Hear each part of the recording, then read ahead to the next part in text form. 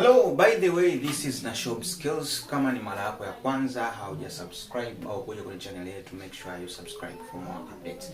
Sasa leo nataka ni share na wewe stages ambazo kama trader lazima uzifahamu kabla ya kuanza safari yako ya trading, kwa sababu hizi stage utakutana nazo na huenda wakati unakutana nazo zikawa ni changamoto au zikakukatisha tamaa bila, kwa sababu ya kutofahamu kuwa lazima upitie haya mapito.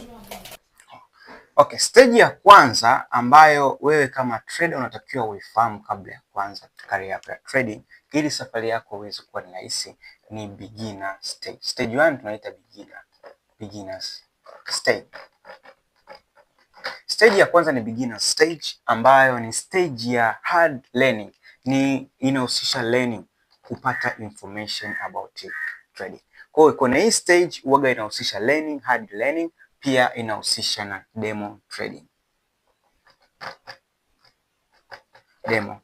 Kwa hii kuna watu wengi hupitia wakati mgumu kwenye, lakini ni mara chache sana kwa sababu ya kutopata watu wazuri wa kufundisha. Lakini stage ya kwanza ni ile stage ambayo unaanza kujifunza trading ni nini, ni wapi pa kubuy, ni wapi pa kusell. Umeshapata information ya different structures, funda technical analysis, njia tofauti. Katika hii stage watu wengi hutumia karibia 3 weeks, wiki 3. Wengine huenda mpaka mwezi mmoja, miezi miwili, wengine mpaka miezi 6. Ita depend na nature ya mentor wako uliokuwa nao au system gani wewe unaitumia kusoma forex trading. Kwa the first stage ambayo ni beginner stage ni stage learning stage. Baada ya kuwa umelearn utaanza kutrade demo trading. Kwa hii stage kwa mara nyingi ukipata mentor mzuri unaweza kutumia wiki 2 mpaka wiki 3. Lakini ukiwa una system ya kusoma ambayo sio nzuri, hii inaweza kuchukua zaidi hata miezi 6 kwenye trading. Kabla ya kwanza tunaita commonest stage au wengine wanaita hardest stage au silent stage. Ni silent phase. Ni trader wengi wanakuwa wapo kimya sana. Lakini stage ni stage ambayo mtu trader anakuwa no proper system, hana system, good system yako. As you know, ili uwe ni trader mzuri, una trade vizuri, kuna vitu vitatu vya kuzingatia. Kitu cha kwanza lazima uwe na trading system, trading plan system, iwe ni plan yako iwe vizuri. Kitu kingine ambacho unatakiwa ukizingatie ni proper risk management. Risk management ndicho. Kingine ni psychology. As tunavyojua in trading, psychology inachukua kama 8%, 20% ni wa analysis zako za kawaida. Kwa unakuta kuna hii silent stage ambayo ni stage 2, mara nyingi waga saa nyingine wengine wanaita ni hardest stage, ni stage ambayo ni ngumu sana kwa traders wengi. Hii stage huwa inachukua takriban miezi 6 mtu kutoka, mwaka mmoja, miaka miwili, miaka mitatu, wengine 4, wengine mpaka 6. Ndo huwa inachukua watu kukaa kwenye hii stage. Lakini kwenye hii stage ni stage ambayo ni ngumu kwa traders wengi. Unaweza kukutana na mtu ambaye anakuambia bana, mimi nishajaribu trading, bana trading ni ngumu. Au mimi bana niliwahi kuona rafiki zangu wanafanya trading baadaye wakaacha. Trading bana ni scam. Ujue huyu mtu aliishia stage 2 ambayo ni hardest stage. Watu wanafeli kwenye hii stage kwa sababu hawana plan nzuri, proper risk management, na psychology yao haijakaa vizuri, kwa sababu huenda hawakupata mentor nzuri wa kuwasimamia kwenye trading career yao.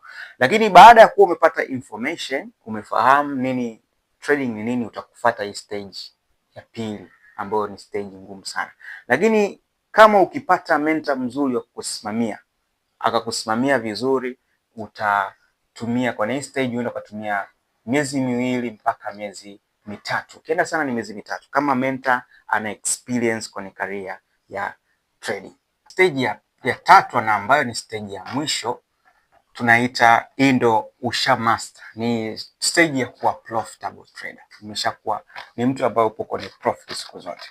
Hii stage kama tulivyosema, stage ya kwanza utakuwa unapata information, una learn. Ita depend na muda wako. Kuna wengine wanatumia miezi 6, wengine wiki 3 kwenye stage 1, ambao watu wengine huenda mbali sana na kutrade demo. That's stage 1. Na stage ya pili ni silent phase or no system. Unakuta mtu hana system, trading plan yake haipo vizuri, hana proper risk management, psychology haipo sawa. But in this stage usha master vile vitu vyote. Kwa hiyo hii stage tunaita mtu anakuwa na proper system. Mtu anakuwa na proper system ya kutrade.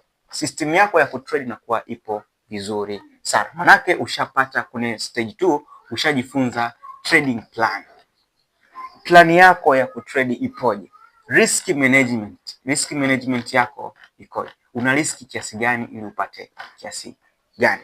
Na pia psychology, namna ya control psychology. Hapo utajiwekea, kuna principle watu wanaziwekaga, baada ya kuwa nimechukua trade fulani kwa siku kadhaa, kwa wiki natakiwa nichukue trade fulani kwa siku kadhaa. Kwa hiyo hii stage ya 3 haina limit, ni mpaka kama utakuwa umepata bahati ya kufika kwenye hii stage, maana yake ni maisha yako yote. Kitu kikubwa ambacho kipo kwenye hii stage ni wewe kupambana namna gani utazitunza pesa zako. Ni kweli unaweza kuwa wewe ni profitable, unapata profit, lakini hela zako unazimisuse, baadaye zinarudi sokoni. Unaweza kuwa wewe unapata profit, unakuja kuwa flipper. Kama tunavyosema, flippers always return their money to the market. Kwa hii stage ya 3 ni stage ambayo ya wewe ushafanikiwa. Baada ya kuwa umevuka stage 1, stage 2, stage 3, maana yake hii stage ni ya wewe kuwa profitable. Kazi yako iliyobaki ni kupambana kutunza pesa zako. Hizi ni vitu vitatu ambavyo ni stage 3 ambazo wewe kama trader au kama beginner unatakiwa uvifahamu kabla ya kuanza safari yako ya trading, maana yake zitakusaidia sana. Na pia ukipata mentor mzuri ambaye atakusimamia kwenye trading career yako, na wewe ukajitoa ukampa muda wako, au kama kuna kozi za kulipia ukazilipia vizuri, hizi stage kwako huenda zitachukua mwezi mmoja, miezi miwili mpaka miezi mitatu, ukawa umemaster kila kitu, umemaliza, kuliko kutumia mwaka mmoja, miaka miwili, miaka mitatu ambacho unakuwa unapoteza kitendo, ambacho unakuwa unapoteza muda. By the way, this is Nashob Skills. Asante kwa kuhudhuria mpaka mwisho wa session yangu. Kama hujasubscribe, make sure you subscribe. You can do it.